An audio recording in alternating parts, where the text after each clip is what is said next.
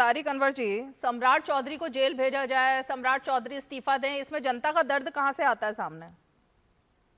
एकदम जो है आता है, क्योंकि जिस क्या? भ्रष्टाचार के मुद्दे पर, जिस सुशासन के मुद्दे पर पिछले कई सालों से प्रशांत किशोर जी जो है सवाल खड़ा कर रहे हैं नीतीश कुमार जी ने क्या कहा कि क्या? एनडीए की जो गवर्नमेंट है, जो सरकार है, वो सुशासन की सरकार है।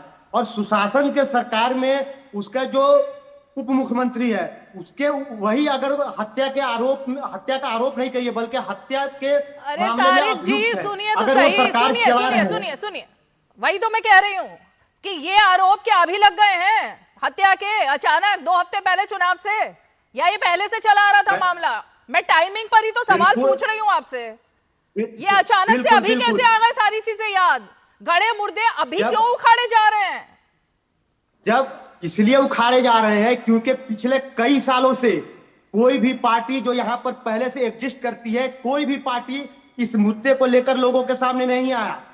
जो मुख्य विपक्षी दल है वह भी इस मुद्दे को लेकर नहीं आया। जब वो लोग लेकर नहीं आए हैं, जब हमारी ताकत हो गई है, जब हम लोगों के बीच गए हैं, तब हम उस मुद्दे को लेकर आ रहे हैं। जब हमारे पास ताकत नहीं होगा तो हम किसी से कैसे लड़ सकते हैं? आज हमारे पास ताकत है, राजनीतिक जमीनी ताकत है हमारे पास, तो हम मुद्दे को लेकर आ रहे हैं लोगों के सामने। तो इसमें तो गलत क्या चीज है? अरे भाई अभी चुनाव हुए नहीं है, जमीनी ताकत आपने पहले ही परख ली, पहले चुनाव होने दो, एकदम जनता के वोट पड़ने हमारी दो, संगठनिक ताकत इतनी हो सीटें गई है कि आने हम दो, किसी से भी उसके आमना बाद सामना कर ताकत पता सकते हैं। लगेगी ना, या पहले ही चुनाव से पहले ताकत पता लग गई? अशोक चौधरी, शांभवी चौधरी, और मतलब शांभवी चौधरी को कि आपकी पार्टी से लिंक करती हैं, अशोक चौधरी उनके पिता हैं, और दूसरी तरफ सम्राट चौधरी।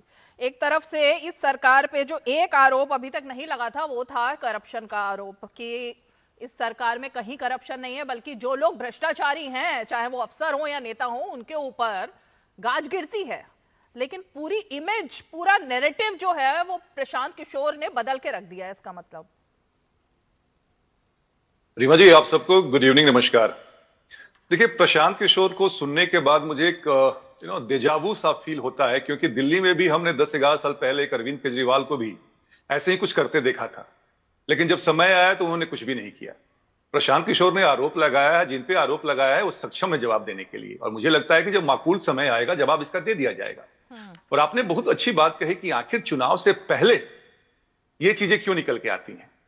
भाई, इतने समय से आप घूम रहे हैं, आप पहले लेके चले आते। जहां तक हमारे आपने शांभवी चौधरी की बात कही, जो समस्तीपुर की सांसद हैं और उनके पिताजी जदयू में बिहार सरकार के मंत्री हैं, उन्होंने मानहानि का दावा किया है 100 करोड़ का। तो प्रशांत किशोर अगर इस चीज को, डिफेमेशन का केस है, अगर इस चीज को हैंडल कर सकते हैं तो करें। लेकिन मेरा अपना मानना है कि विपक्ष घबराया हुआ है, महागठबंधन घबराया हुआ है। इसीलिए ये नैरेटिव को कहीं से कहीं ले जाने के लिए, जो कहते हैं ना कि बार बार जो ये गोलपोस्ट जो शिफ्ट करते हैं ना, जो इनकी आदत बन गई है, ये कारण है रीमा जी की ऐसी सी बातें की जा रही हैं। लेकिन फिर भी मुझे यकीन है कि एनडीए की सरकार बनने जा रही है और प्रचंड बहुमत से बनने जा रही है।